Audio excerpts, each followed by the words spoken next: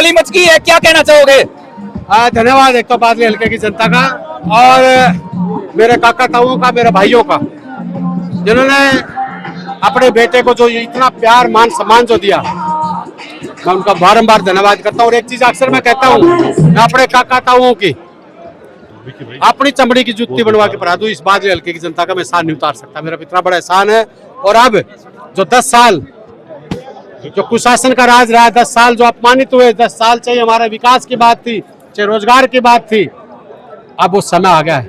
10 साल का कर्ज था ना, उस कर्ज को अब उनका बेटा दीपेंद्र हुड्डा और उनका बेटा कुलदीप दोनों मिलके उस कर्ज को उतारने का काम करेंगे। प्रत्येक उस साथी को मान सम्मान, इलाके का जो भविष्य, जो हमारे बच्चे होते हैं उनके रोजगार, इलाके का विकास 100 गुना नहीं, कई गुना, 200-400 गुना करके इस कर्ज को उतारने का। बादली हल्के का दूसरा दीपेंद्र समर्थक मानने लग गए हैं आपको और कह रहे हैं दीपेंद्र का रिकॉर्ड तोड़ेंगे अब की बार, क्या कहना चाहोगे? देखिए, मेरा नेता है दीपेंद्र और मैंने उनसे बहुत कुछ सीखा है। वो मेरा भाई है, भाई के साथ साथ मेरा नेता और मेरा मान अभिमान, जैसे कहते हैं ना, उनको मैं सब कुछ मानता हूँ। मैं आदर्श भी मानता हूँ, उम्र में मेरे से छोटे और मेरे नेता है।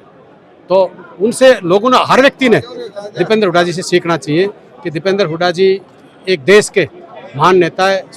उससे अच्छा नेता हरियाणा में तो कोई है नहीं, ना देश में कोई। पर्सनली छीटाकशी पर उतर आए हैं ओम प्रकाश धनखड़। लगातार आप कह रहे थे कि 12 फुट या 24 फुट में गड्ढे में गाड़ दूंगा, यानी तथ्यात्मक कोई भी बातें नहीं है, विकास पर कोई बात नहीं कर रहे हैं। किस तरह देखते हैं विधायक जी? देखिए, बहुत बड़े नेता अपने आप को कहते हैं, पर अच्छा बोलना तो जरूर चाहिए। गाड़ा तो मुस्लिम समाज में जाता है, मैं तो हिंदू समाज से हूँ। और रही बात ये, हमारे वहाँ मकान कहा कि वो जो मकान बना रहे उसी में गाड़ दो। भाई मेरे काका ताऊ तो भाई रामाकांत जी, चाहे मुझे कल गाड़ दे और वो 12 फुट के वो 5000 फुट नीचे कर दे, उनका तो बेटा, उनका खून हूँ। और भाई ओम प्रकाश जी, तेरे से तो मैं 1 इंच भी नहीं कटता, ये मैं गारंटी कर रहा हूँ। क्योंकि कहीं पे जाएंगे, जात बरादरी धर्म इनके अलावा और कुछ है नहीं। बताए, 5 साल मंत्री रहे, बड़े महकमों का मंत्री रहा, पंचायत मिनिस्टर रहा, बादली हल्के के गांव में घुस के दिखाओ, इतनी बुरी हालत। एग्रीकल्चर मिनिस्टर रहा, खेत और कल्याण की बात करते थे, किसान की बात करते थे। एक भी बादली हल्के में उन्होंने कहीं 1 इंच कोई नहर निकलवाई हो, कोई बच्चों को रोजगार दिया हो, सबसे बड़ा किसी का मान सम्मान किया हो। बादली हल्के की बेटी थी और हमारी बेटी थी, एक महिला कोच हमारी बेटी फतेहपुरी से थी। ओम प्रकाश जी से पूछना चाहता हूँ, पूछना उससे, हेलीकॉप्टर लैंड करके तो मुख्यमंत्री को बुला लिया रिजॉर्ट में कंप्रोमाइज खातर। अगर ऐसा हितैषी था समाज का, कौम का, इलाके का, तो उस दिन इस्तीफा फेंक के क्यों नहीं मारा? संदीप सिंह का जो तेरे हाथ में था, उस दिन वो इस्तीफा क्यों नहीं लिया? किसानों की शहादत हुई, उस दिन क्यों नहीं बोला? बताइए, वो आज कौम की बात करते हैं या धर्म की बात करते हैं या किसानियत की बात करते हैं? ओम प्रकाश जी से पूछता हूँ, किसानों की जब हम शहादत के ऊपर 2 मिनट का मौन रखना चाहते थे विधानसभा में, उनके मुख्यमंत्री खट्टर और ये अध्यक्ष थे, इन्होंने मौन तक नहीं रखने दिया। बेटियों की बात थी, खिलाड़ियों की बात थी, जब खेली और खिलाड़ियों को घसीटा जा रहा था, क्यों नहीं बोले उनके बारे में एक शब्द? हाई रेजिमेंट के लिए 1.5 साल से भी ज्यादा हमारे हाई रेजिमेंट के हमारे साथी धरने पे बैठे, अहंकार के घोड़े पे सवार, एक शब्द अगर इन्होंने उनसे जाके कभी कंप्रोमाइज की बात की तो बताओ। झूठ बोल के आए करणी सेना के लोगों को कि तुम्हारे केस वापस लेंगे, एक केस वापस लिया हो, एनओसी की झूठी घोषणा की, किया हो? बताओ ओम प्रकाश जी, अब आपके झूठ के जाल में कोई नहीं आएगा। रे हमारे दीपेंद्र जी कहते हैं ये हरियाणा है प्रधान, तो ये बादली है प्रधान, तेरी एक एक चाल को समझती है। कैंडिडेट उठा रहे हैं पैसे हमारे दे के लोगों को कि कांग्रेस की वोट कम हो, पर एक एक वोट कांग्रेस की चौधरी भूपेंद्र सिंह हुड्डा जी को, दीपेंद्र जी को और कुलदीप को मिल रही है।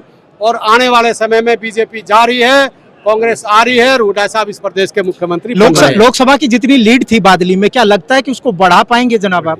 देखिए, मैं कुछ नहीं बढ़ा सकता, मेरी बादली की जनता है, मेरे जनार्दन है, मेरे भगवान है, ये जो करेंगे अच्छा करेंगे, ये मुझे पता है। आज इनकी आंखें बता रही है कि यह ललायत है कि 5 तारीख कब आए, और 8 तारीख ने जब रिजल्ट आए तो चौधरी भूपेंद्र सिंह हुड्डा इस प्रदेश के मुख्यमंत्री बने, ये इनके लोगों की आंखें धनखड़ बंद। साहब के गांव डाकला का भी आपने अपने भाषण में जिक्र किया, डाकला से भी समर्थन आपको आ रहा है क्या? जनता में, डाकला गांव की जनता में रोष है धनखड़ साहब के लिए? ये खड़ा धनखड़ साहब पीछे सुन लो मेरी बात, मैं घड़ी तो नहीं कह सकता।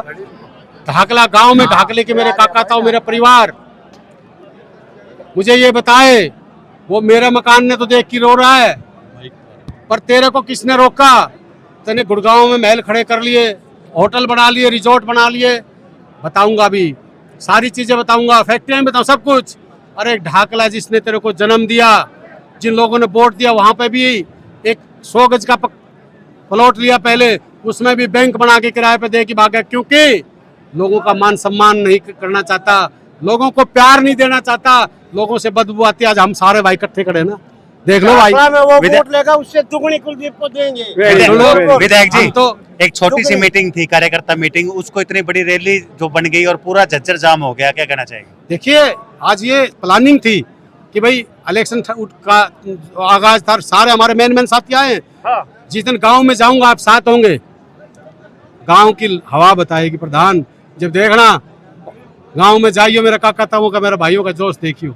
अभी बहुत बहुत धन्यवाद सर, करता है। धन्यवाद आप सबका। धन्यवाद।